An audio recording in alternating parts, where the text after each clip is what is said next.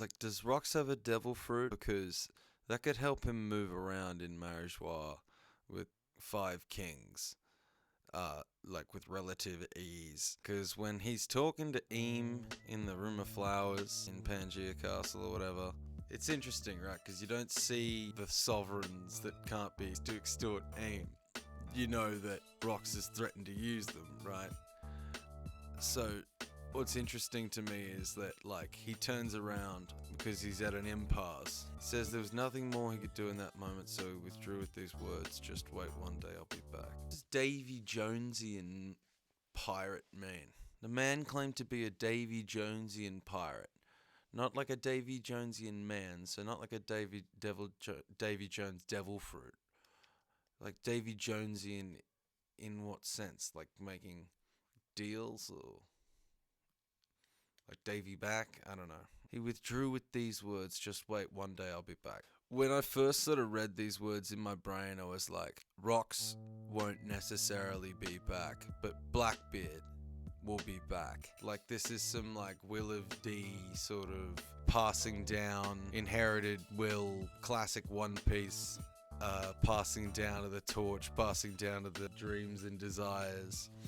Rox's will to take over the world, or the will to beat Eam at the very least. Just one day I'll be back. The will to be back in that moment and succeed. Like, Blackbeard could come back and be the living embodiment of Rox's will, just as Luffy has inherited the will of various characters, from Nika to Joy Boy to Shanks, Roger, however you want to look at it.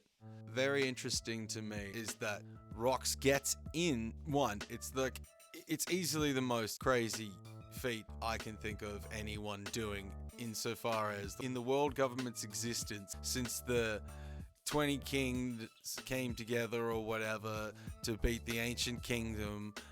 In all that time, no one, I think, had kind of gotten to the Room of Flowers and found out about Eam. In all of that time, I don't think, except maybe the first generation of kings knew. I don't know. Since Eam didn't want people to know of Eam's existence, no one had gotten into Eam's special Room of Flowers. Rox is just there. First time he tries. Howdy. Boo here. I create chill videos about One Piece. If you're interested in coming along, discussing theories and all sorts of things, hit the subscribe button. Thanks. He knows enough about how to get into Marijois and Pangaea Castle that he can get to the Room of Flowers and do all of this. But is it some sort of brilliant tactician planning move, or is it like what kind of a genius are we looking at here? How much of this is he doing on the fly? Because he grabs 5 kings. How did he know which kings wouldn't be able to fight? How did he know which kings, like, to bring to Eam in an attempt to try and bargain with Eam? But did he even try to bargain with Eam? Because I don't know if it's translation or whatever, but like when Eam's like, the lives of those sovereigns can't be used to extort Mu, Rox is like, no kidding. But it threw the Holy Land into total chaos, didn't it? So it's like, he at least finds it funny that it threw the place into chaos. But I don't think Rox necessarily thought that Eam was ever going to care about the kidnapping. So I don't know what the kidnapping is about then. Whether Rox just wanted to cause a scene and make chaos and make a name for himself or anything like that, or if, like, that doesn't track for me unless Rox thought that I don't know if it's a translation thing, but, or if I'm reading it wrong, but I don't think Rox thinks Eam cares about the 5 kings, so I'm not sure why Rox would kidnap them in the first place. What power would make it convenient to move 5 kings around quickly if Rox has a devil fruit power?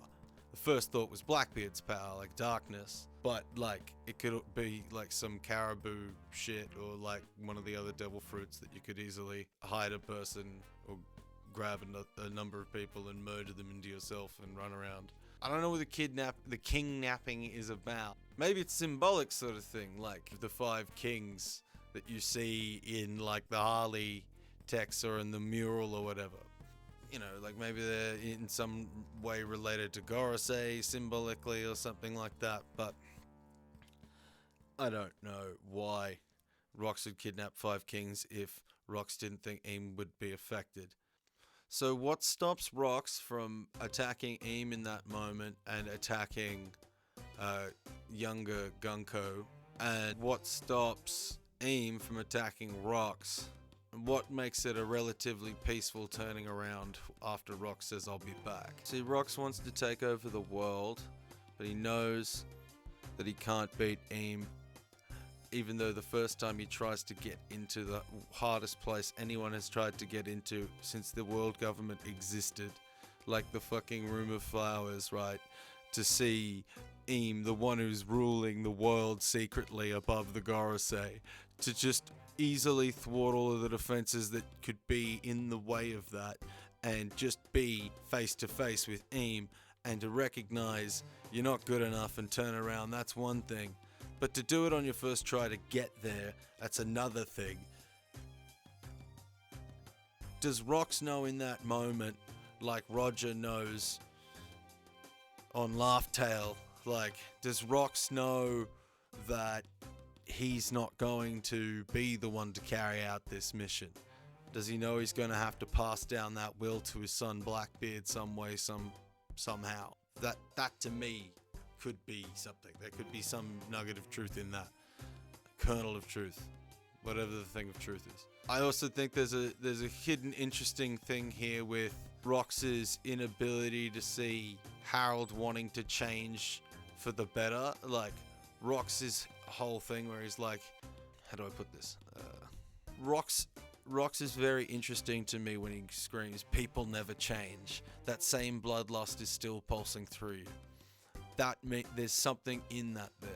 There is definitely something in that there. I think Rox has got a worldview about the inability for people to grow or to change the way they think. Or maybe he's talking about himself and projecting as the way that he thinks. But immediately you see Harold turn and say, you guys should know that if you follow a man like him, you'll only be led to ruin. Because Harold is completely like, you cannot follow a person with this worldview.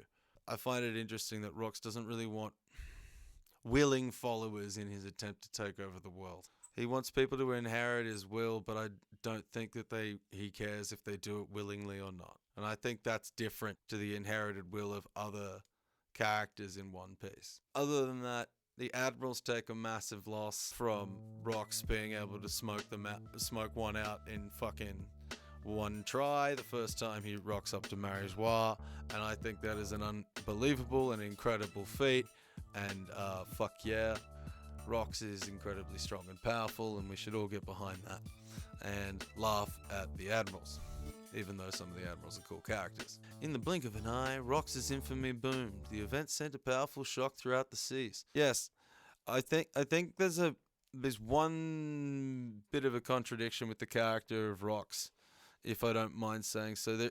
There are quite a few more people that should talk about and know of Rox throughout the world because of things like this that the narrator says that seem to contradict the earlier introduction of his character. Like when we were first introduced to Rox, we were hearing stuff like his name had been erased from the world, and that's why no one talks about him, and that's why he's so mysterious, because he was the most dangerous thing ever. And like the fact that Garp and Roger worked together at God Valley, that's like not known throughout the world. And Rox's presence at God Valley isn't known throughout the world, and it's important, right? But here we also hear about Rox having tremendous infamy in the past and his name being like incredible throughout the sea. So I'm like, these ideas are a little bit contradictory. So I don't know how to understand that aspect of Rox's character, but the rest of it I am absolutely fucking here for. Anyway, that's me signing off on how much I love Rox D. Xebec at the moment.